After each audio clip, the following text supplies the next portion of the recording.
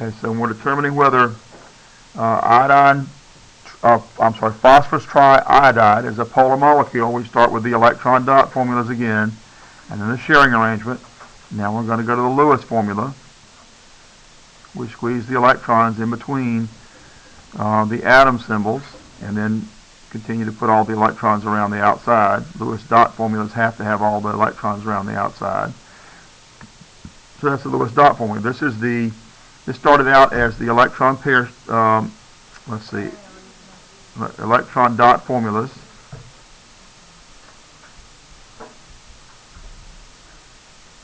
For phosphorus and 3 iodines.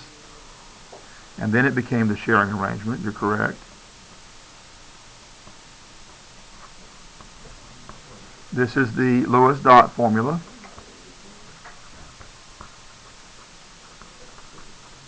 And then from that, then we can start getting these three-dimensional structures, these three-dimensional formulas.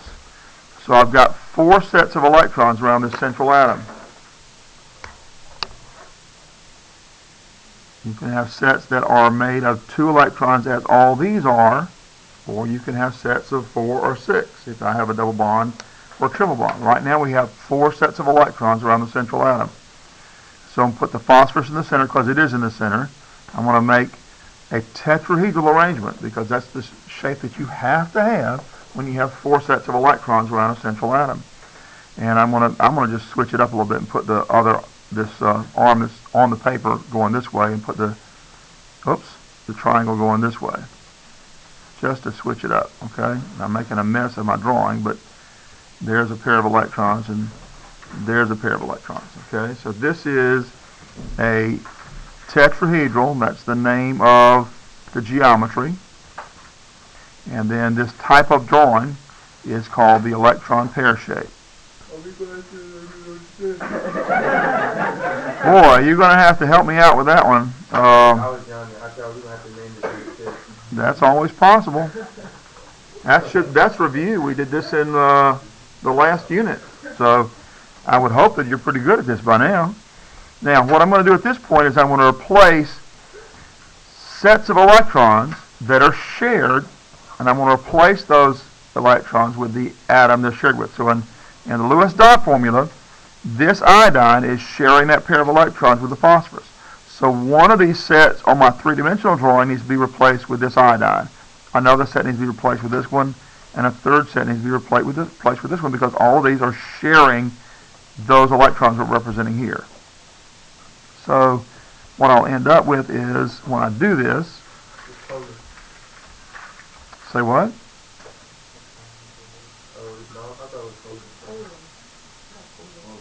We don't know if it's polar yet.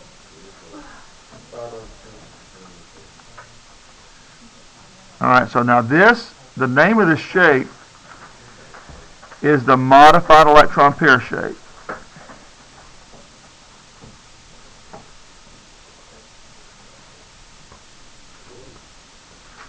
The geometry is still tetrahedral. Okay? Then I want to find the molecular shape. And for the molecular shape, I'm going to remove any lone pairs. Draw exactly the same drawing, but without any lone pairs remaining.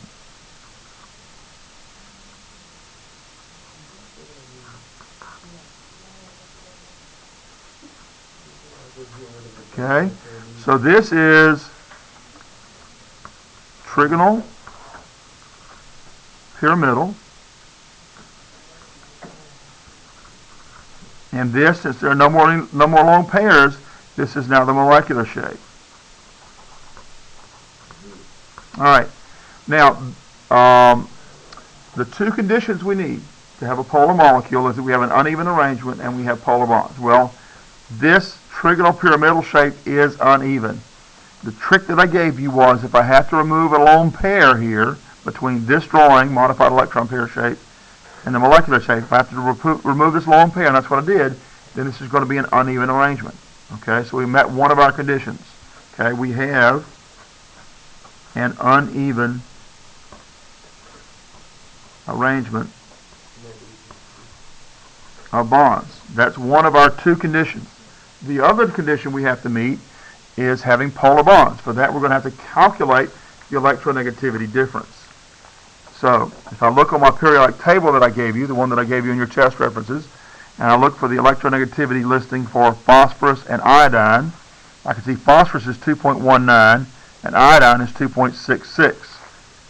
Since iodine's higher, I'm going to put it on the top. So the electronegativity of iodine is 2.66. The electronegativity of phosphorus is 2.19. Electronegativity, phosphorus, 2.19. And I'm going to subtract. So I want to get a 7 here. I get a 4 here. And so the electronegativity difference for a phosphorus to iodine bond is 0.47. There's no reason to round off here. I don't have any empty slots. So this is less than 0.5. That makes this bond under our system, our super simplified system, this makes this bond non-polar. And so I just got through saying there's no empty slots over here. There's no reason to round here. Okay? This is a non-polar. We're going to consider this in this class a non-polar bond. So the other condition you have to meet to have a polar molecule is to have polar bonds. And we don't have a polar bond. Okay?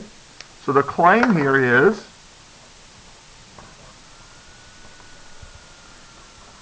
this Pi3 is a non-polar molecule, and the justification is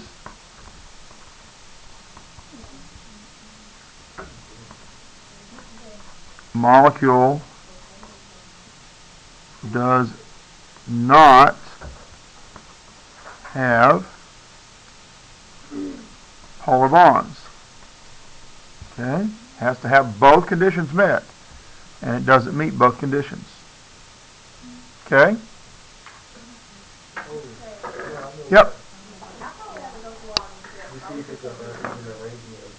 Wait a minute. Why do you have to go through all these steps? Well, if you've been doing this sort of stuff for 5 years, you could probably do it in your head and wouldn't have to do all these steps. Right?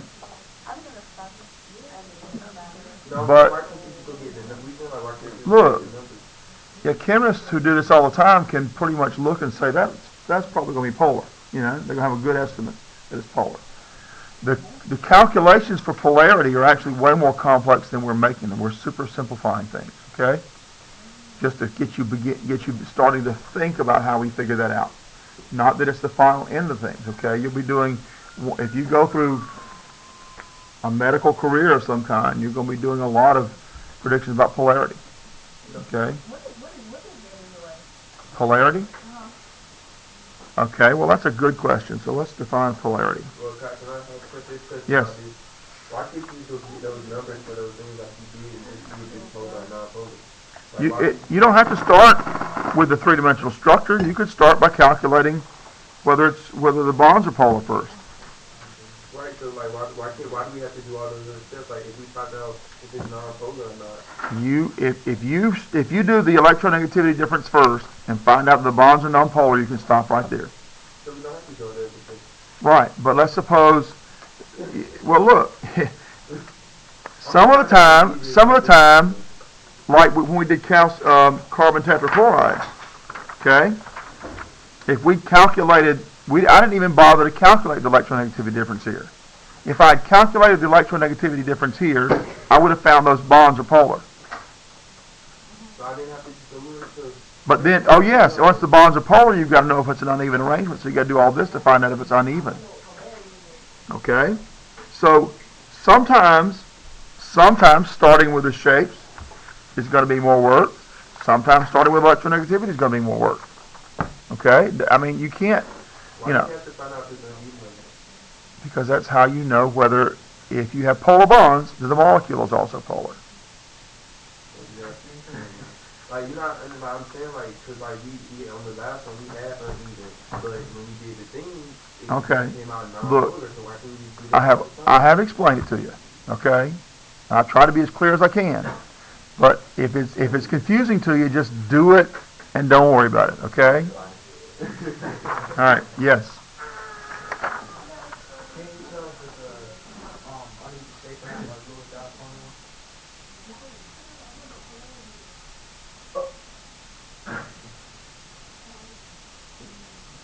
Um. Hmm. You probably could if you could think far enough ahead about it. Yeah. But I'm trying to make sure you're clear on why it's uneven. What it is about the shape that makes a difference.